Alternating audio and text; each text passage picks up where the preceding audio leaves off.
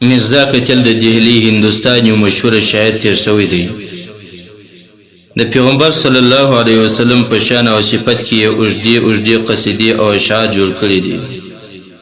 د ایران یو سړي یو بزرګ دا اشعار اوریدلو سره ډیر متاثر شولو او په زړه کې د مرزا قتل سره د ملاقات شوق را پیدا شولو.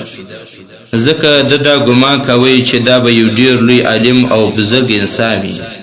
نو د ایران د ملاقات د پاره روان شو.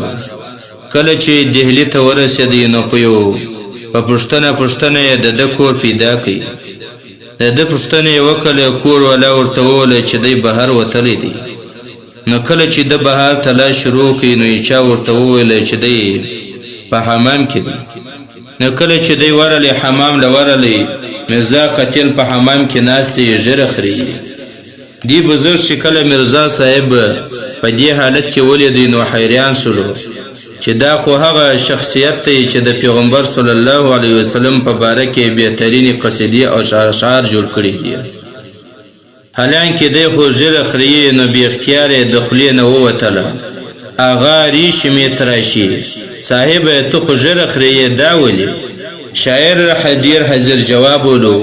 نو هغه په جواب کې ورته وویل ریش رامی تراشم ولی دلی کسی نمی خراشم.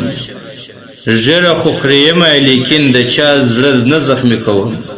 یعنی چا ته تکلیف نه ورسوم. د شاعر مقصد دا و چې ژر خریل دومره غټه ګناه نه ده بلکې د مسلمان زړه ازارول د مسلمان زړه خفه کول دا غټه ګناه ده. نو دې کس ورته په یو عجیبه جواب ورکړي ارې دلی رسول الله می خراشي. ای ظالمه دا صحیح ده چې ته د چا مسلمان زړه زخمی نه کوي مسلمان ته تکلیف نه رسوي خو د سنت په پرېښولو سره د رسول الله صلی الله علیه وسلم زړه زخمی کوي. یعنی کومه چاړه چې کم په نفس چې ستا پر زړه باندې تېرېږي په حقیقت کې دا د رسول الله صلی الله علیه وسلم پر زړه مبارک باندې تېرېږي. یعنی کله چې ته د رسول الله صلی الله علیه وسلم سنت پرېږدي او ستا د عمل پیغمبر صلی الله علیه وسلم ته پیښ شي نو په دې سره رسول الله صلی الله علیه وسلم ډېر زیات خفه کېږي. کله چې دې شاید دا خبره واورېده نو ډېر غټ اثر یې ورباندې وکړي او ډېر غټ اثر پر ده باندې پرېوتی او د بېهوشۍ یو عجبه کیفیت ورباندې راغلی.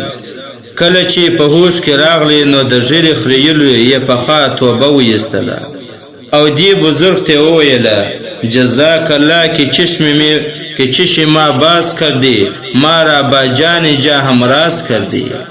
الله دی تا ته خیر درکړي چې تا زما سترګې کلاو کړې او تا زما رابطه زما د محبوب سره جوړه. پس معلومه شوله چې کله نبی کریم صلی الله علیه وسلم ته د مسلمانانو د ژیرو خریلو عمل پیښي نو یقیني رسول الله صلی الله علیه وسلم مبارک په هغه باندې خفه کېږي.